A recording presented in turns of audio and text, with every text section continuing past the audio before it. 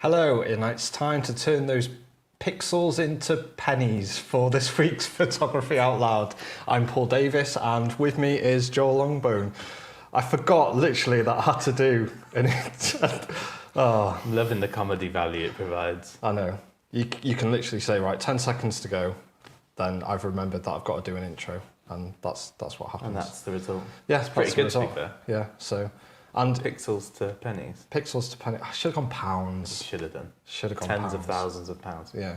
But that would have been lives. Yeah, it would have. Because, well, in relation to today, because what we're going to talk about a little bit is how to make sort of money out of photography, or if you can make money out of photography. So hopefully you can, but that's what we're here to discuss. And because we're here to discuss, please pop into the comments sort of anything that you think about. Let us know if you're a millionaire from photography. Yeah, or something like that. Or, you know, if you're thinking about getting into sort of making money out of photography as well, I'd love to hear your stories. So drop them into the comments and we'll have a look at them sort of throughout this episode. Was the title, was it clickbaity, like, you will make £1 million? I can't remember. What did I call it?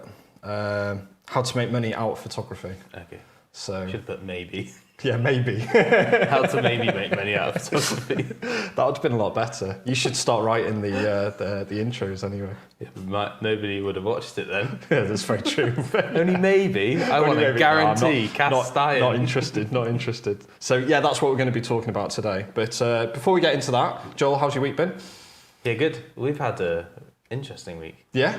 Well, specifically yesterday. Yeah. And leading up to it. That was cool. Yeah, and I've had like other stuff going on. So it's gone very, very quickly. Yeah. But I think yesterday was the highlight in terms of work. I think we mentioned it last week, didn't we, that we were going to do a live stream of a wedding, and just so happened to be sort of yesterday. And it did go very, very well. So it's nice that we can deliver on. And it's like that. Yeah, it is.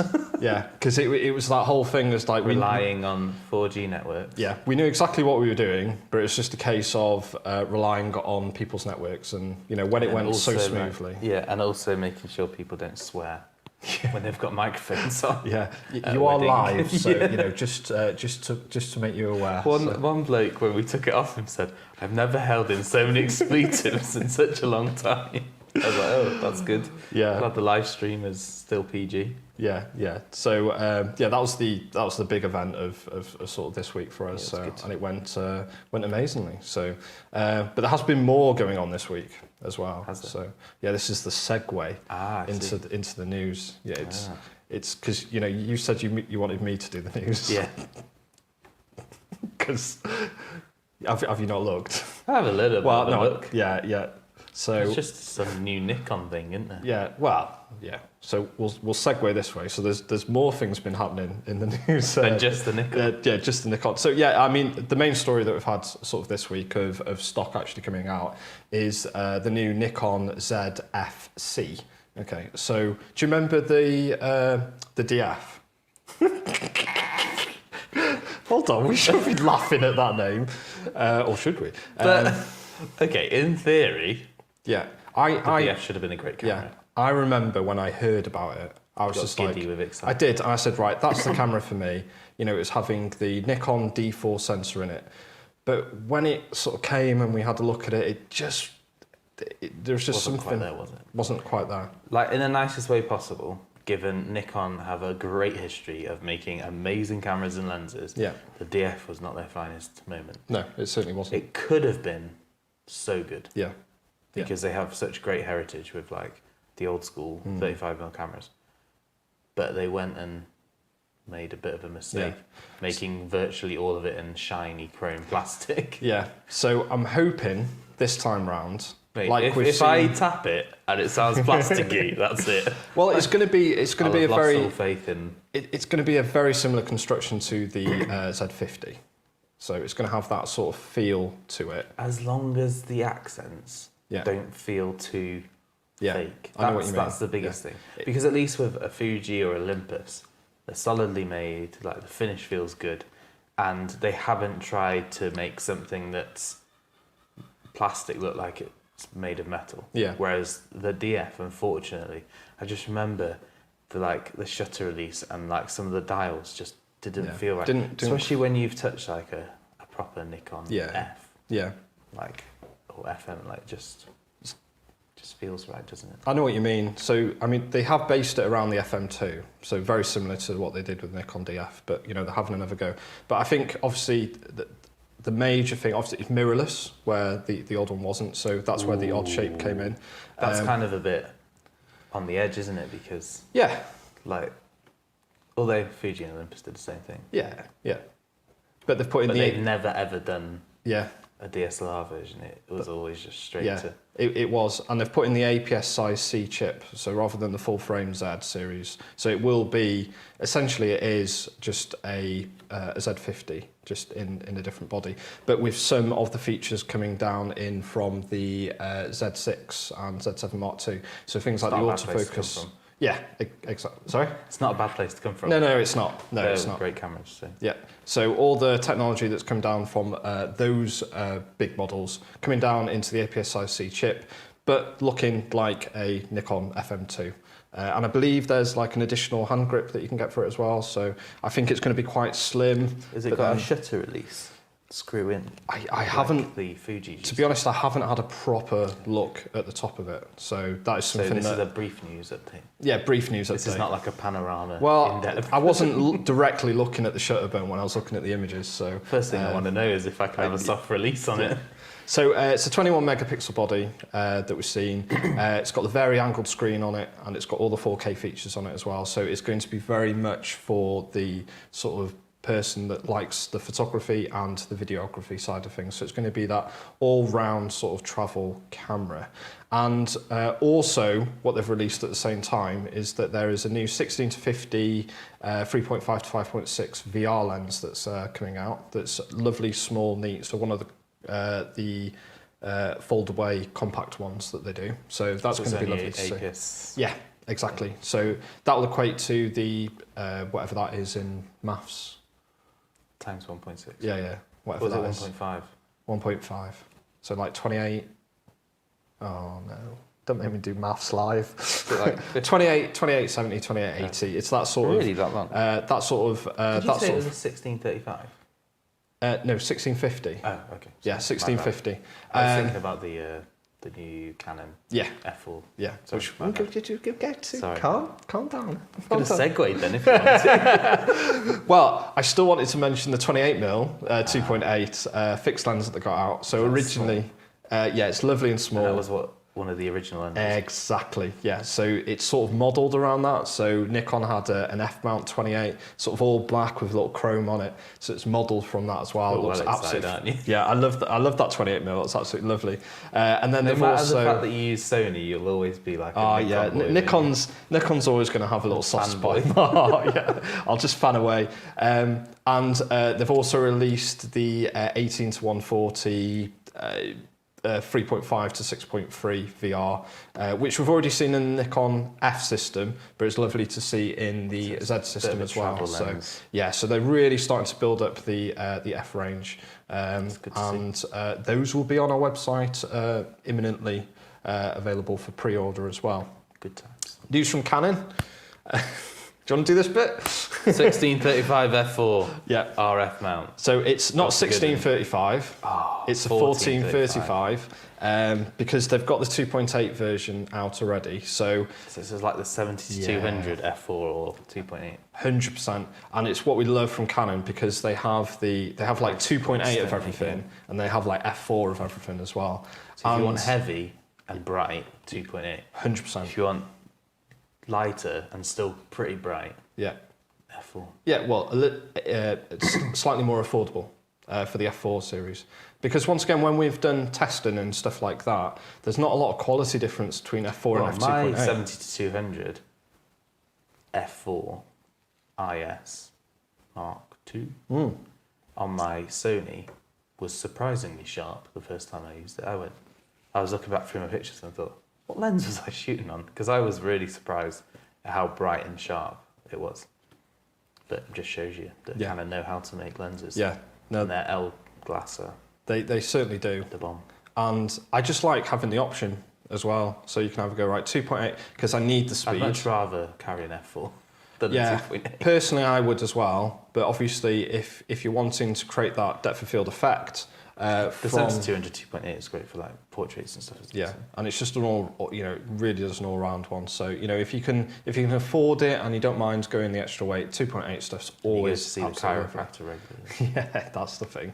But obviously, because of the R system being so good in low light, it really does challenge the sort of theology to actually carry around 2.8 glass now. So Because it's only a stop, and It's only a ISO stop is nothing. What's would it? never be a 1600, 3200. Nobody'd ever tell the You, difference. you, would you're they? not gonna moan You have about to be that. really Are you? pixel peep to find the difference. Yeah. So, happy days. So yeah, Is that's that all the news, Paul? Yeah, that is all the news, John. That's good. So there's probably some other stuff. I think there's like some firmware update. So we'll have to get a little bit more on it and give you all the news. Because this should be the only place that you need to come to Luminate. to get all the news. We'll be chatting for 2 hours Yeah. potentially if we went through all of the stuff. But I think that's what we need to come to. Yeah, maybe we should do a news bulletin every month, a Yeah. roundup. Roundup of That's what we all could do. the other little bits of news. Put in the comments if you think that's a good Yeah. idea. If we do a roundup of all the pertinent things that have come out that month, Yeah. That might be good. and we can put some comedy. Comedy. Well, if you want to call it that, Joel. I don't know if you can or not. No, I don't. Other people think we're funny for some odd reason, but there we go. Yeah. So, but So tell thank us, you. how can we be money bags from photography? Well, I mean, ultimately, can you make money out of photography? Well, clearly, Yeah. there's some people that are not raking in, but they're Yeah. doing pretty well off it. But there's think of all from the everywhere you go. There's always pictures everywhere, isn't there? I think it's back to the analogies. It's like being a builder, isn't it? Yep. Or somebody who's good with that sort of thing, where you could build houses and be massive and making lots and lots of money Yeah. off selling houses and leaseholds and all that not so good stuff if you've been watching the news.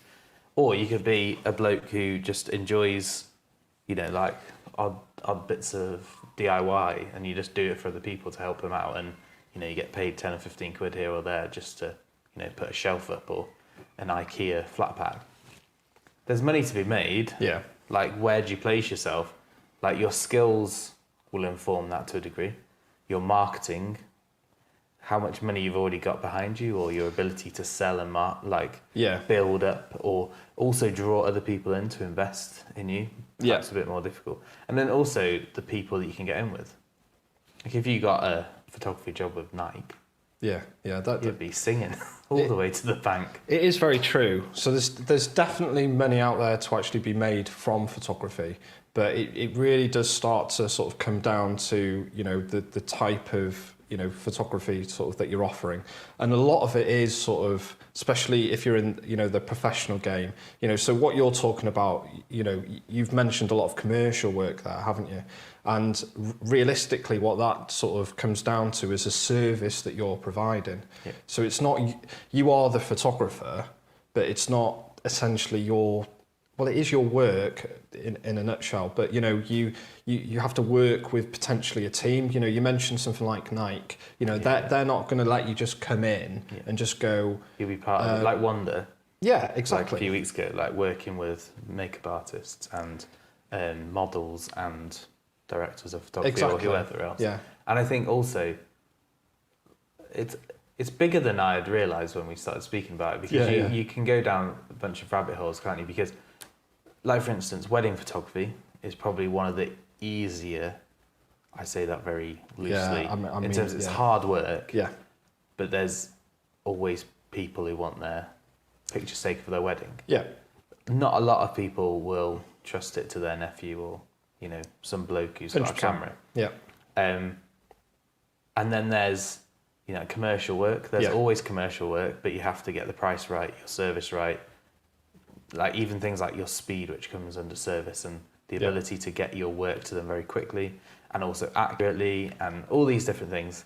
And then also there's landscape photography, postcards or framed prints or fine art prints. Yeah. All of those parts. So there's a big niche But then also, I was thinking about this earlier before I forget, because I didn't write it down. Stock photography. Yeah, no, that's very true. Stock photography is probably, although there's a lot of people giving it out for free now, which, as in every industry, just destroys it when people are giving whatever it is away for free. Yeah. But stock photography, there was that lady who we don't know how much she got paid, but by Google for that seagull pinching the chip. Yeah. She obviously got paid like more than £2.50 for that picture that she from Google. Yeah. So there's ways like that make money.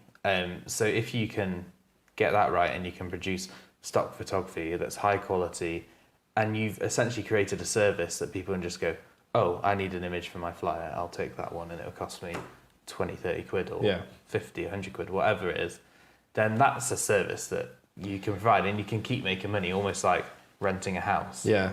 I think it's almost where you draw the line at, what is a service. So, the way that I look at sort of service is I see it as, yourself sort of putting yourself out there. So, and again, that comes down to having the confidence to being able to sell yourself as well, doesn't it? Because if you're not selling a product, so, like this cup of water, then you are essentially selling yourself. So you need the confidence to actually do that. You mentioned wedding photography, portrait photography. Even when you go into commercial stuff, if you're enjoying photography as a hobby, it's a totally different game when you step into the professional industry. And we were speaking to a photographer yesterday about the fact that you don't have to be the best photographer in the world to make money.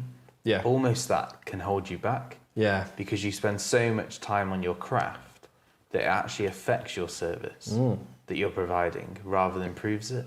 Because, a lot of photographers can be very technically able and get maybe 80 or 90% there compared to, like a top of the range photographer.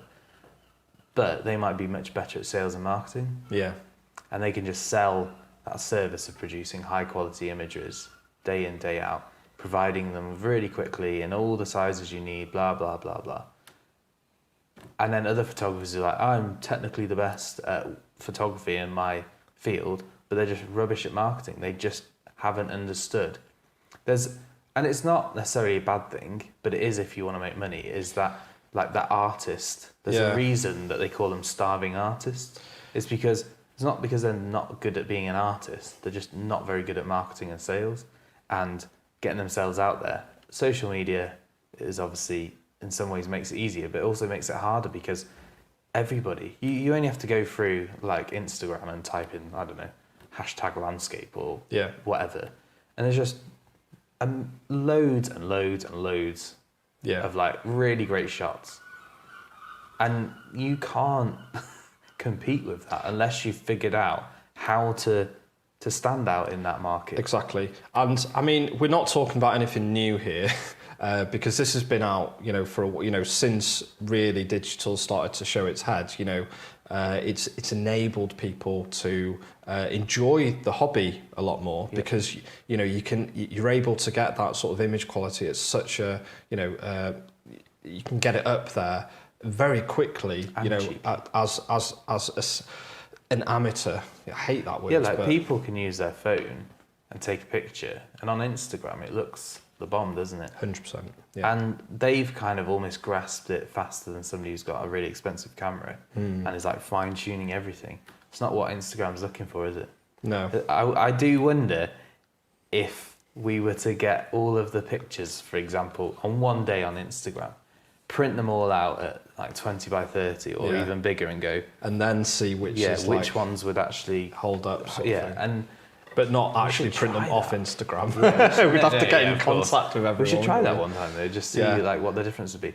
But I think it's one of the issues. It's like we get people coming in and say, I want to make money out of my hobby, fine. And they say, I really enjoy landscape photography. Great, we live in an amazing place for landscape photography. Okay.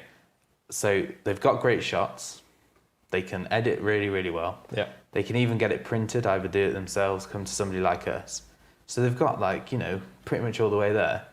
And then they go and sell them for not a lot of money. Yeah. In shops and galleries around the area. Yeah. and wonder why they're not making any money. Now, there's obviously lots and lots of reasons for that. But part of it, I think, is that you're selling to the wrong market. Yeah. I think either you potentially produce postcards at a price point, great pictures, and somebody that provides a service. Oh, that's Snowdon, or that's such and such place. That's a beautiful picture. I'll send that to such and such because I want to say hello. Whereas if you were wanting to sell it for, I don't know, £700, there's a lot more that has to go behind that. Yeah, I think I see where you're coming from with this one, because what you're trying to say is that you've really got that again. Either treating it as a business, and just going, right, I enjoy, and that it could still be enjoyable. So, because if you're that person that loves just taking a picture of the castle, like the iconic Snowdon view, and then you start branching out into the Peak District and start doing some of the iconic shots there, and if you enjoy that, then, like you said, those are like your postcard shots. They feel happy images that people want as they visit those sort of areas. So that could be something there, but you're almost going into the market as sort of it's sort of the quantity, isn't it? Yeah, scale. Yeah, it's scale, isn't it? Where when you go down more of the artistic route, let's say, fine art is another sort of good word that you can use. Then again, you're trying to approach it from a different way, and again, it's probably not going to help if you maybe start doing those sort of prints at like a tenner, for an 8 by whatever. It goes along with that, like, pricing first, quality. Yeah. Like, if you're scrolling through a well-known internet auction site, you're going through and going, oh, that screen protector for my phone is only £2. Oh, that's interesting. I just got what you mean, well-known auction site. You get down to like 15 quid and you think, oh, it's quite a bit more money.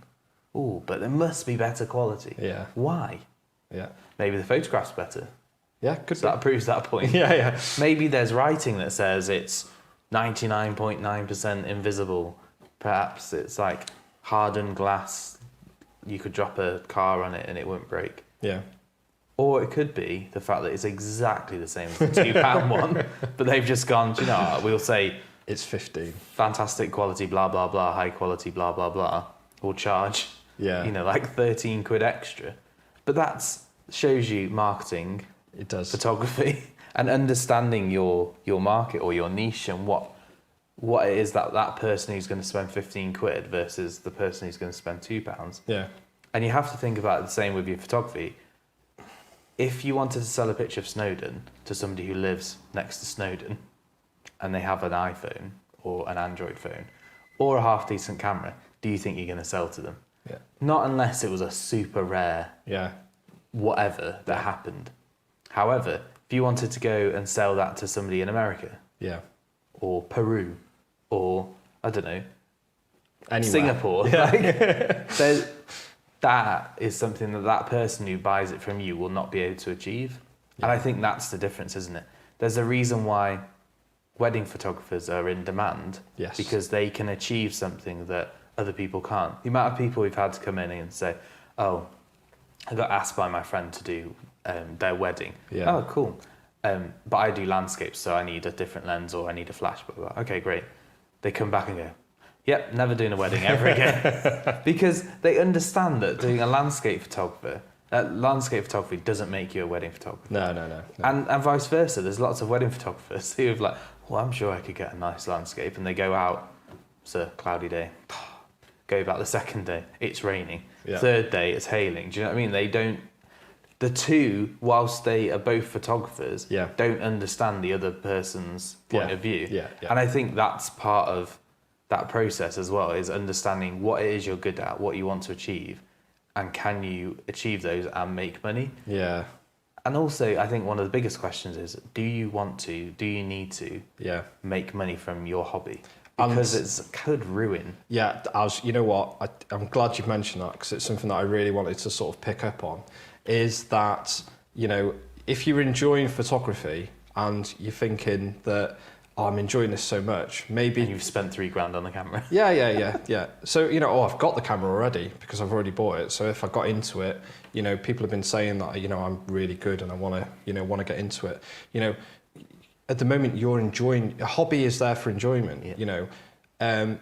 Again, you know, if you turn that into profession, you know, have you got another hobby that you can potentially go out into, and you know, still trying to find a way of making your job still sort of fun in a way, but again, making it sustainable as a business. Because I think they obviously say, find a job you love and you'll never work a day in your life. Yeah, That's great, but getting to a point where most photographers will have to work freelance. Like that's just the way it normally has to be. Yeah. There's not many ways of working for an agency and making a lot of money at it, which is fine. So you're going to have to not only take your passion of photography, which might end up being 10 or 20% of the job, then spending 30% of the time doing admin and 70% of the time writing emails, going to client meetings and phone calls, and then going to do recce's and all this sort of thing. So your hobby that you really wanted to do full time has now become 30%. And then when you have a day off on a Saturday and a Sunday, if you get it, you still want to do it. Still want to do it. And this is not a way of discouraging anybody, because if you want to do it, then crack on. But I think there has to be an understanding that there's 100%. Lots of people that have tried. Some are loving life, and others are saying to us they'd wish they'd never bothered. Yeah, wish they'd never done it. Because they look at a camera and go, it's just a box that I have to pick up to pay for my beans on toast or whatever. Do you know what I mean? I think there's almost this like romanticization of it, isn't it? Like, I don't know, maybe a guitarist or somebody going, oh, I love guitar. Oh, imagine if we could start a band. Oh, imagine if we could travel the world. Yeah. And like, but then you ended up doing gigs in like some horrible pub for the rest of your life. But again, you know, it is definitely, you know, try it. It's once again, it's just being aware of, you know, where you can do it. But yeah, you know, another analogy there, you know, if you think of like the music stuff, you know, it's difficult because you kind of need to have in the back of your head, I might not need to make it, but it's like, you don't want that. You really don't need that when you're actually trying to have a good go at it, sort of thing, either, do you? So, and I think also, and you see this on Facebook and Instagram all the time, and other social media platforms. Oh, that shot's so good. You should do it professionally.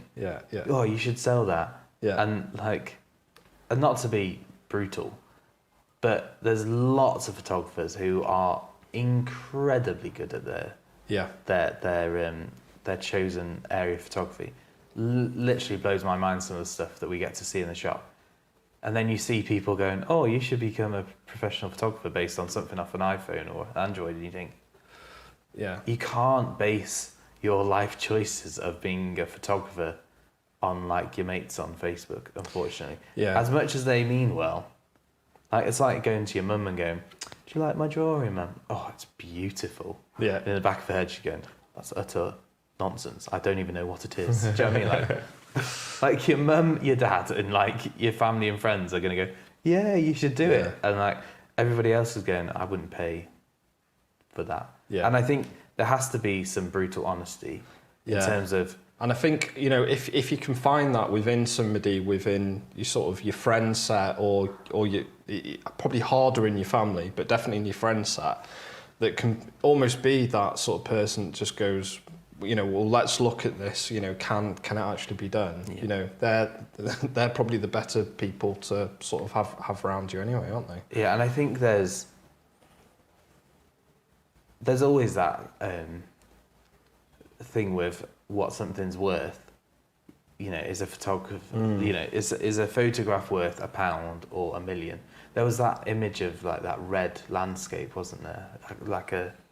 Wasn't like a red cave or red something, and it sold for loads ages ago. Yeah, the one in Egypt. I think I can't remember exactly. It was either Egypt or America. Yeah, it like blew up and it like got loads of money for it, and people like it was a rubbish shot or wasn't worth that. Yeah, but what something is worth is what somebody is willing to pay for it. Yeah, is this worth the whatever it costs on contract, or is it worth £1, or is it worth 10,000 or 100,000?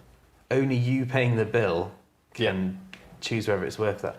A glass of water worth to you is probably what, like 5 pence. If you're in the middle of the Sahara Desert, that's Exactly. worth everything you've ever made. No, absolutely. And that's the same with photography, I think, is that pricing is very, very difficult. Yeah. And the other thing that this we can come out into in a minute, but pricing is difficult because you never know what you're worth because it's what somebody else chooses. And if you want to be an artist as a photographer, then that's a different proposition because you're unlikely to make money in the same way as somebody who's going into it to make their hobby or their love of it pay money. And that comes along with that sales thing, doesn't it? Do you want to make money or do you want to be an artistic photographer? Yeah. Because if you want to be an artistic photographer, you're unlikely to take on the commercial work and the weddings and things like that to make, do you know what I mean? Like, it's not going to scratch that creative itch. I personally feel, and we're nowhere near experts on any of this. This is just two blokes chatting about two people in North Wales chatting about what we think photography is. So, you know, it's only our opinions. So, you know, please everything on here. Please feel free just to put in your own sort of. I'm just waiting for David Yeoman to tell us we're wrong. Yeah, but yeah, I know I do see a divide with, you know, the artistic side of things, and you know, and it can be blended. Like, you know, you mentioned Wanda before. You know, I think she does quite a nice blend where she is, you know, her style.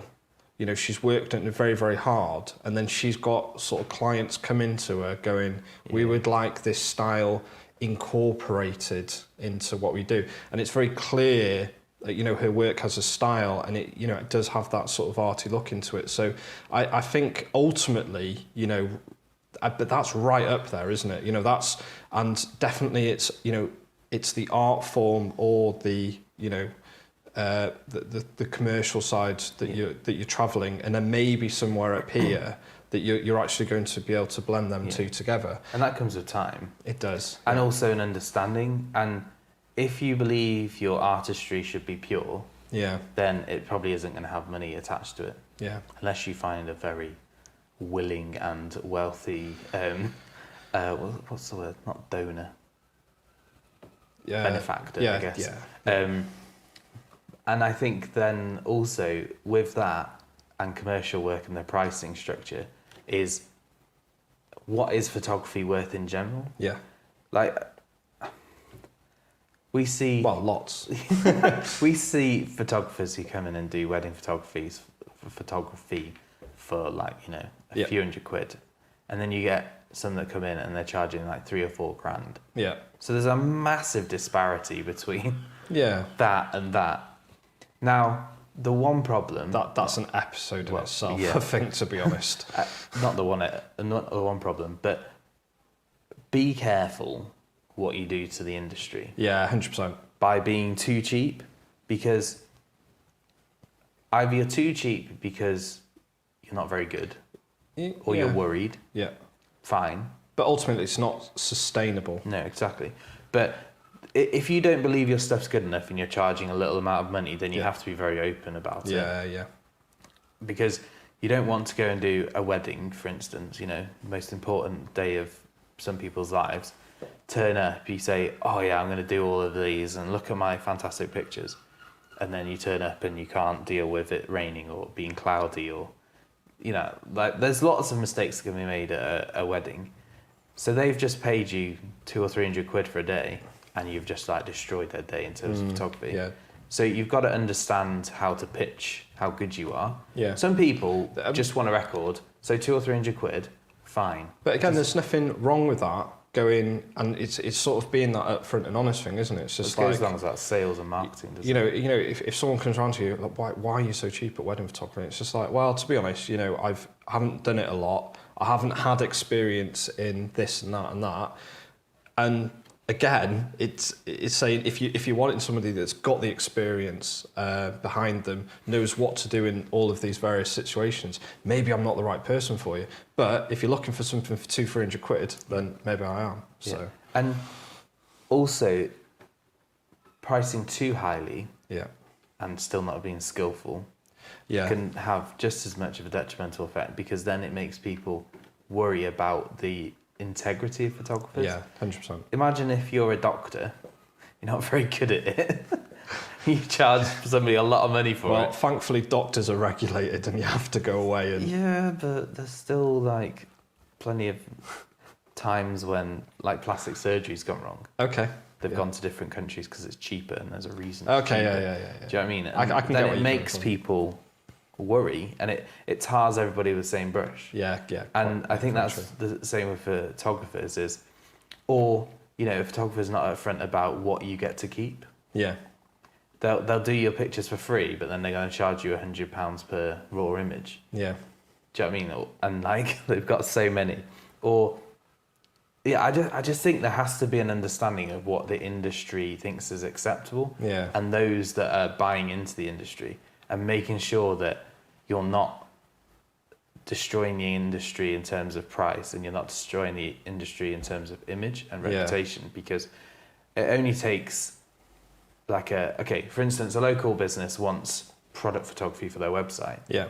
You say, I'll do your 100 products, blah, blah, blah, and it'll be, I don't know, £2.50 a shot. Yeah. Okay, great. And then you turn up, you do the job, they've spent time lining everything up, and the images are awful. Yeah. Like the background doesn't look right, everything's wonky, the colours are wrong. That person has now paid, potentially, out for all of that work you've done, and now they just think that product photographers are just con artists. Yeah. So they could have gone and found somebody who would have done it for £2.50, all the setup and stuff, and produced absolutely stunning shots, at which point they go, we'll get them to do it again. Or if that person says, I'm too busy now, you'll have to go and find somebody else, they go to the next product photographer and think they're going to get that same quality for that same price. And that needs to be understood, because when you go out there, like builders, we hear and watch so much TV about cowboy builders and stuff. Yeah. It's no different to any other industry, potentially. Yeah. And photography can be that. And I think we just have to understand that if you're going to charge somebody for a service, it's not just you that you're affecting. It's the whole... those thousands and tens and hundreds of thousands of people who work in photography all around the world trying to make a living out of it, and you've just gone and screwed it up. Yeah. So, yeah. I think you definitely have to look at it from a sustainable point of view. So it's looking at sort of, and just remembering that your time is valuable. If you... And their time. Yeah. Well, from a client's point of view. It's like you were saying, I've not got much experience in doing such and such type of photography, so I'm going to charge you less. Yeah. It's going to take me longer. Yeah. But if you're at front and you say all of that, and they'll be like, okay, that's fine. Or even if you're doing product photography, for instance, and say, can I take the products away? Yeah. I'll photograph them at home in my own time. Any screw-ups I make, then it's on me. my own time. Yeah. That is a much better way, because if it all goes wrong and you say, do you know what, it wasn't good enough, so I'm not going to charge you for it, I'm just going to put it down as a learning situation, then you've not screwed it up for them.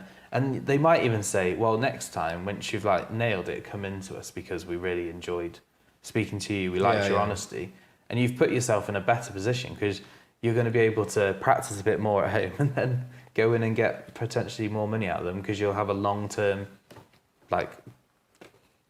a relationship with them. Yeah. And that goes along with your sustainability thing, is your photography is only one aspect of photography business. You as a person and you as a service, as you mentioned earlier, probably even more important if you're going to do it the commercial route.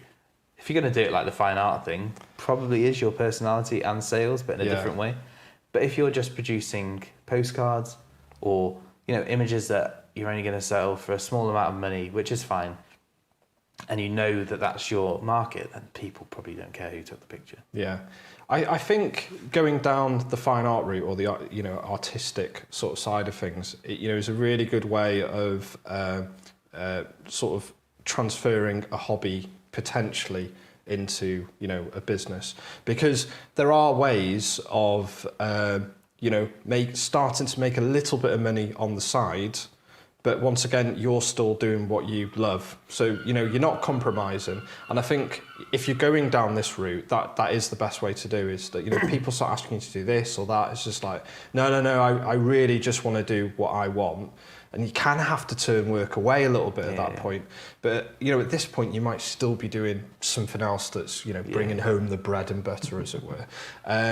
But it does give you an opportunity to really sort of work on your art. And it's the same with any art. You know, if you're painting at home or you like drawing, you know, you're building up those skills to actually do something. And, you know, you mentioned before, you can start putting stuff, you know, online to sell, you know, stock images. Obviously, that is a depleting part of the market now. There's quite a few websites with royalty-free images for free. Exactly. And I think a lot of people, just again, to get their name out there, are starting to use the royalty-free websites to build up that sort of that social media presence. So you can get people sort of following you on social media. It works really, really well.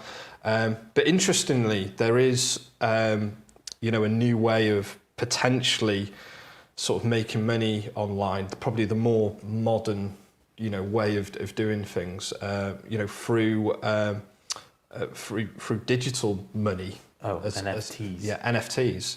Non-fungible tokens. Yeah, so... that's a whole other conversation. No, it is, and to be honest, if you wanted to go down this route, you'd need to do a lot of research. So not just watching us two would be anywhere near than enough. But in a nutshell, you know, you can use, there's a way of buying and selling pieces of art, digital pieces of art now online. You can sell memes or videos of people going, ouch, Charlie. Yeah, exactly. You bit my finger, Charlie. Yeah. And using things like Bitcoin or Ethereum, is that the way? Ethereum, sorry. Well, I'm clearly not the person to see. But you can sort of essentially start almost time stamping your digital art, which is these non-fungible token NFTs. But you know, it puts a date on it and it puts originality. So when somebody buys that digital art, then it essentially belongs to them and they can prove it. So, but this is very expensive, and things like it's not great for the climate either. No, it's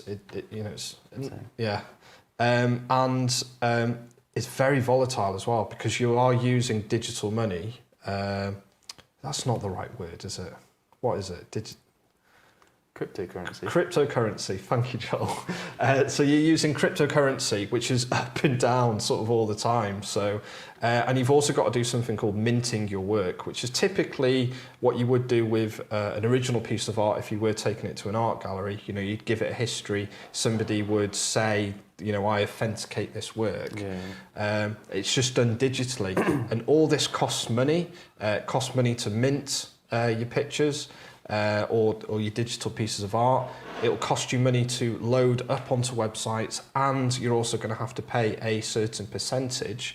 And at the moment, you're never going to know what that original, what that end will be, because it's constantly sort of moving up and down. So there are people that have sold their images and doing quite well, but by the end of it, they're actually losing money. So it's a very difficult way. But again, on the opposite side of things, like you said, there are people really, you know, looking into this and making some decent money off it as well. So yeah, there are more modern ways of doing it, but it's, you know, that artistic way does give you the, you know, it's a really good option from, you know, changing potentially something that you enjoy doing into making money out of photography.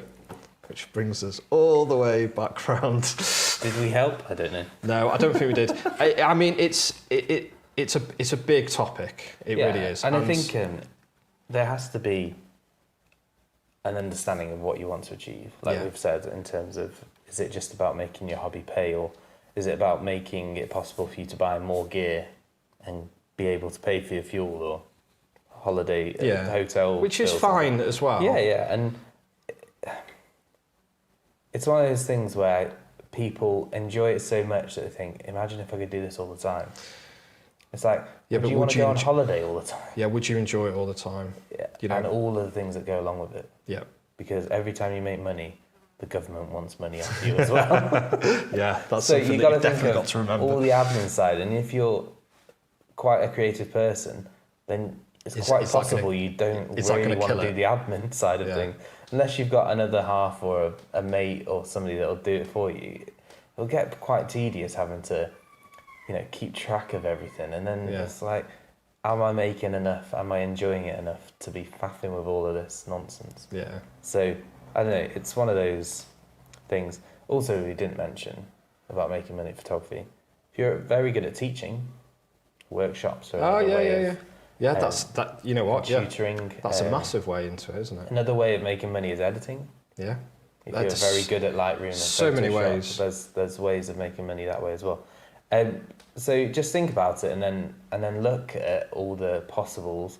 You can always come and chat to us. We've seen other photographers that are our customers who make good money out of their photography. So maybe we can chat with you and go through some of your ideas. But I think it's just being honest with yourself and what do you actually want to achieve, because that's going to be the biggest kind of indicator as to whether it's worth the effort or not. It certainly is. It certainly is. Should we go to some of the comments before we say goodbye? before we round down? No. Round it off. Yeah. Round it. Can't believe I'm giving advice. David says, "Good afternoon." Good afternoon, David. Interesting to see that you've not told us we're wrong. So he makes money out of photography. Yeah. Just doing sensors and exactly. clever things so like that. So many different ways. So many different Nige ways. says, "Hi guys." Hi Nige. Good to see you. Yvonne says, "Hi guys, hoping you'll keep me entertained while I do the ironing. Let us know if we've achieved that. If you've fallen asleep and dropped the iron, we apologise. That was quite a risky choice on your behalf, I think." Ian says, "Afternoon chaps, just finished watching Tour de France, so a little late signing in. Good to see you anyway. How was it? Let us know. I'll have to catch up on BBC Sport." Martin says, "Hi, good afternoon guys, I hope you're keeping well." We are indeed, I hope you are too. Gareth Morn says, "Greetings from sunny Anglesey." Hello. Hi Gareth. It's been a whirlwind for him the past week or two, hasn't it? He's done really well. It's good to see you and the news and all of that good stuff and the videos and articles that you've been writing. Yeah, it's been really good. Making Anglesey famous and making us all proud. Graham says, "Hi guys." Hi Graham, hope you're keeping well. And then Rob says, "Do a review of the Sigma 56mm L mount. You'll be surprised how good it is." I think we're going to speak to I think we touched on it. I think we did something maybe with Sam, but obviously we'd love to get Aidan in, who's obviously done stuff with Olympus from us in the past, but has gone over to Sigma, so it'd be nice to do something with him. So we'll definitely keep the 56 in mind. Yeah. Steve says, "Hi guys, hi Sarah, hope you're all well." Yeah, Sarah's Cheers getting for joining better. us, Steve. Rob says, "Do you have any 12x12 photo speeds paper in stock?" Have to check. Yeah, it should be on. If we've got it in, it should be on the website. To be honest, that is the easiest way. Otherwise, of probably we'll be ordering some more shortly. Johnny says, "Hey there, sorry I've been crazy busy lately, but I've still kept up watching later on." No problem at all. It's Cheers, good Johnny. to see you. So yeah, and we always welcome your likey comments. And then Ian says, "Not as good as Cavendish winning yesterday." It's good to see some British people doing well in cycling. Definitely. I'm not a massive cycling fan, but always like it when I need to watch more sports. I enjoy it, but the thing is, I get too invested in that. It's why I can never turn up in Lycra. Yeah, no, in watching stuff as well. So so if it's anything big, like the football, like I'm scared of getting into football because there's so much of it. I'd have to watch every game. So, and I don't know whether I can. I don't know whether I can do that. So it's why I love Six Nations so much. It's very short burst, and you know that you're not going to get me for 6 weekends or something like that. It's just like come upstairs. You're not working I'm on off. the stock system. I'm off. Yeah, I just won't be here. I'll be watching it. So Steve says, "Just enjoy your photography. If it involves websites, are a great way of showing caring. Mine start building, but enjoy doing it." Showcasing. Yeah. There we go. And there's plenty of websites where you can do it, and I think it's pretty simple nowadays to do it. And if you're into social media and websites and things like that, then just have fun with the process. And if I think that really helps, then because I know that's something that I personally struggle with, and that probably what holds me back professionally is that a lot of the work that sort of we get here is purely by word of mouth. So we, I'm really quite bad at sort of pushing. It's just like, in fairness, Joel, you know, the live stream that we did yesterday, it was very unique. That should have been all over our social media. So it's just one of those things. I think everyone has an area that they need to work on as well, you know, when looking at professionally. But I think the social media website and stuff, it really does sort of help if you're trying to push it out there. But yeah, no, definitely, I think if you're coming from a hobbyist point of view, you still need to find a way of really enjoying that. And if it turns into a business, try and find a way of still enjoying that as well. You know, that's a very important side of things. So, Joel, I think we'll leave it there, because I think if I get you going on another little hole, I think we'll be here for another 20 minutes. It's always my fault, isn't it? No, because like you'll say, and then I'll have to like chime in with something, and before we know it, we're like another 2 hours into things. So we should do a 24-hour photography marathon one day. Well, it'd be possible, wouldn't it? So, could you imagine what nonsense we'd come out with? With sleep deprivation. Although I feel like I'm going through sleep deprivation at the moment. Yeah, definitely. Joel, any final thoughts before we break up for this weekend? No, but let us know if you become a millionaire from photography. Yeah. We'll have you on this show to have a chat about it. Yeah, it'd be great. So I you know, or maybe a year down the line, going, I watched you two on. And I'm a millionaire later, and then we can have you on, and then, If you watch this, decide you're going to do it, and you're only able to eat beans on toast for a year, please don't blame me. So, and on that, thank you very much for joining us, Joel, and big thank you to everyone joining us live, and wonderful comments again. It's always lovely seeing your comments live. It makes the show. It's what the show's about more than anything, isn't it? So please make sure that you go onto our Facebook and YouTube channels, hit the like, hit the subscribe, or whatever the related buttons are. Share, subscribe. All of those lovely things. If you want to see more of these videos, then all you need to do is search the hashtag photography out loud, and then it should come up with, again, on all the different sort of social media platforms. Please make sure to share this video as well, so the more you share it, the more it helps us sort of spread the word about what we do here on Photography Out Loud, but also as Cambrian Photography as well. So, right, hold on, I've got to queue up. I should be doing this while I'm doing the outro. Yes, there we go. And I need to remember to... Can you do 2 things at once? Nope. Okay. So it's this little box thing that's added an extra complication things to everything. Again, well, not today. It's only doing one camera, isn't it? So big thank you. We'll see you next week. Bye-bye for now. Cheers. Bye now.